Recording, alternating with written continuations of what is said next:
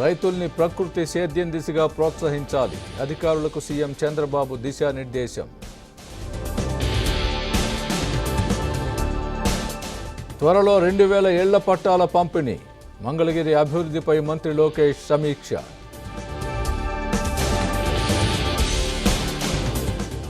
అడ్డగోలుగా పాలించి అరుస్తున్నారా?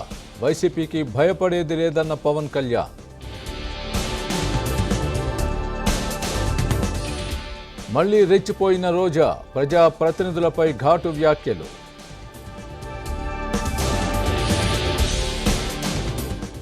$200 కోట్ల జీరో టికెట్లు. తెలంగాణలో మహాలక్ష్మి పథకం రికార్డ్.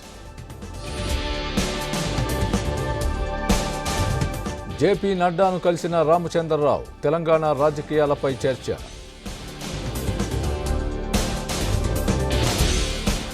బీసీ రిజర్వేషన్లు అమలు కాకుండా కుట్ర చేస్తున్నారు. కాంగ్రెస్ బీజేపీపై కవిత విమర్శలు.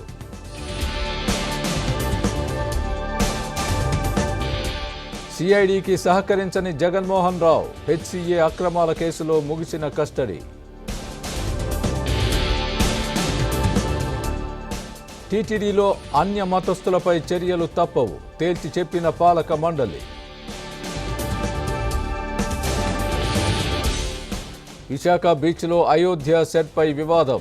తప్పుడు ప్రచారంతో నిర్వాహకులపై కేసు. జిల్లాలో అక్రమ మద్యం తయారీ. నిందితుల్ని పట్టుకున్న తెలంగాణ పోలీసులు.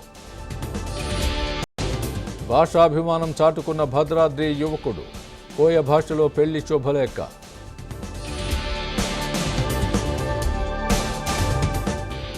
3 రోజులు అతి భారీ వర్షాలు. తెలంగాణకు రెడ్ అలర్ట్.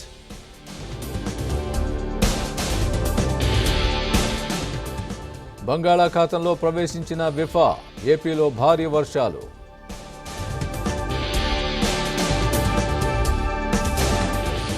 కశ్మీర్లో వరద బీభత్సం. మునిగిపోయిన హైవేలు.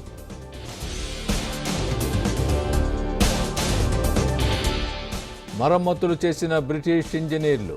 తిరువనంతపురం నుంచి వెళ్లిపోయిన F-35 జెట్.